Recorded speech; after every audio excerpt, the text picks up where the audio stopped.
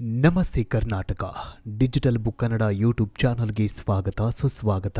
ಕನ್ನಡದ ಖ್ಯಾತ ನಿರೂಪಕಿ ಅಪರ್ಣಾ ಈಗ ನೆನಪು ಮಾತ್ರ.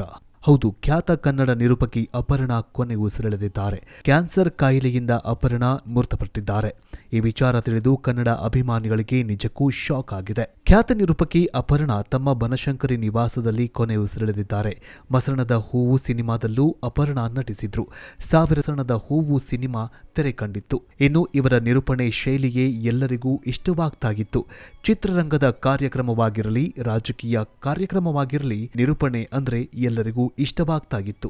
ಬೆಂಗಳೂರಿನಲ್ಲಿ ಒಂದು ಕಡೆಯಿಂದ ಇನ್ನೊಂದು ಕಡೆ ಸಾಗಲು ನೀವು ಬಳಸುವ ಮೆಟ್ರೋದಲ್ಲಿ ಬರುವ ಸುಮಧುರ ಕಂಠದ ಒಡತಿ, ಸರ್ಕಾರಿ ಕಾರ್ಯಕ್ರಮಗಳಲ್ಲಿ ಸಾಂಪ್ರದಾಯಿಕ ಶೈಲಿಯ ಸೀರೆ, ಹಣೆಯಲ್ಲಿ ಕುಂಕುಮ, ತಲೆಗೆ ಹೂವು ಹಾಕಿ ಕೈಯಲ್ಲಿ ಜಗಮಗಿಸುವ ಬಳೆಗಳು, 2 ಹೆಜ್ಜೆ ಇಟ್ಟು ಒಂದು ಬಾರಿ ಮೈಕ್ ಹಿಡಿದು ನಿಂತು ಮಾತು ಶುರು ಮಾಡಿದ್ರೆ ಸಾಕು, ಅರಳು ಹುರಿದ ಹಾಗೆ ಕನ್ನಡ ಮಾತನಾಡುವ ಪ್ರತಿಭೆ ಇವರದು.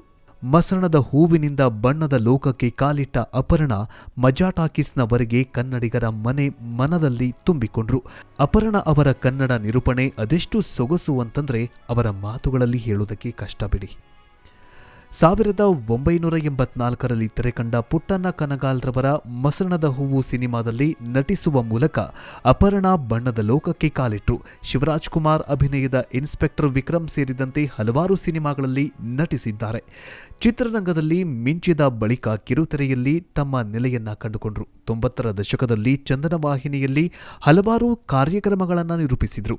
ಕನ್ನಡ ಸಾಹಿತ್ಯ, ಸಂಗೀತಕ್ಕೆ ಸಂಬಂಧಿಸಿದ ಬಹುತೇಕ ಸರ್ಕಾರಿ ಕಾರ್ಯಕ್ರಮಗಳಲ್ಲಿ ಅಪರ್ಣಾ ಅವರೇ ನಿರೂಪಕಿಯಾಗ್ತಾ ಇದ್ರು.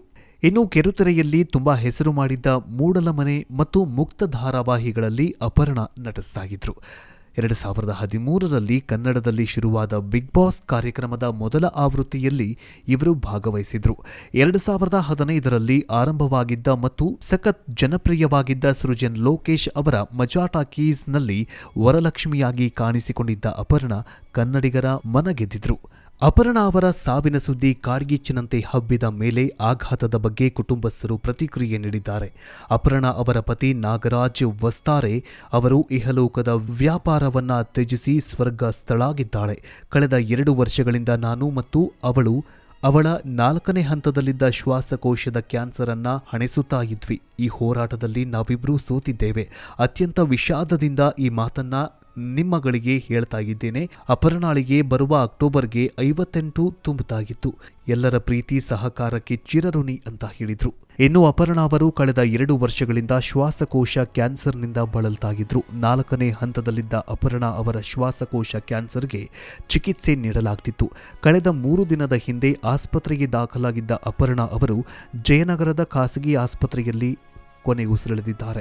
ಸದ್ಯ ತಮ್ಮ ಕೊನೆ ಆಸೆ ಈಡೇರಿಸುವ ಮುನ್ನವೇ ಇಹಲೋಕ ತ್ಯಜಿಸಿದ್ದಾರೆ ನಟಿ ಅಪರ್ಣಾ. ಈ ಬಗ್ಗೆ ಖುದ್ದಾಗಿ ಮಂಡ್ಯ ರಮೇಶ್ ಅವರೇ ಹೇಳಿದ್ದಾರೆ. ಈ ಬಗ್ಗೆ ಮಾತನಾಡಿದ ಮಂಡ್ಯ ರಮೇಶ್, ಅಪರ್ಣಾಗೆ ಒಂದು ನಿರೂಪಣೆ ಶಾಲೆ ಮಾಡಬೇಕು ಅನ್ನೋ ಆಸೆಗಿತ್ತು. ನನ್ನ ಬಳಿ ಹಂಚಿಕೊಂಡಿದ್ರು. ಅದು ಈಡೇರಿಸುವ ಮುನ್ನವೇ ನಮ್ಮನ್ನ ಬಿಟ್ಟು ಹೋದ್ರು ಅಂತ ಅಪರ್ಣಾ ಬಗ್ಗೆ ಅಳಲನ್ನ ತೋಡಿಕೊಂಡಿದ್ದಾರೆ. ಅಪರ್ಣಾ ಅವರು 1989ರಲ್ಲಿ ನಿರೂಪಕಿಯಾಗಿ ಟೆಲಿವಿಷನ್ ಸೇರಿದ್ರು. ಅವರು 1984ರಲ್ಲಿ ತೆರೆಕಂಡ ಪುಟ್ಟಣ್ಣ ಕನಗಾಲ್ ಅವರ ಮಸಣದ ಹೂವು ಚಿತ್ರದಿಂದ ಬೆಳಕಿಗೆ ಬಂದರು.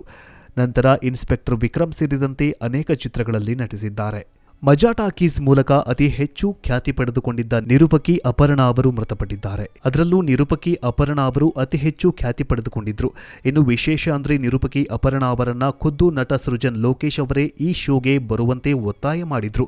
ಅದಾದ ಬಳಿಕ ಮಜಾ ಟಾಕೀಸ್ನಲ್ಲಿ ವರಲಕ್ಷ್ಮಿ ಪಾತ್ರದ ಮೂಲಕ ಎಲ್ಲರ ಮನಸೆಳೆದಿದ್ರು. ಇನ್ನು ವರಲಕ್ಷ್ಮಿ ಪಾತ್ರದಲ್ಲಿ ನಟಿಸಿದ್ದ ಅಪರ್ಣಾ ಅವರು ಸಲ್ಲು ಒಬಾಮಾ ಕಾಲ್ ಮಾಡೋದು ಸಿಕ್ಕಾಪಟ್ಟೆ ವೈರಲ್ ಆಗಿತ್ತು. ಈ ಮೂಲಕ ಅಭಿಮಾನಿಗಳನ್ನ ಗಳಿಸಿದ್ರು.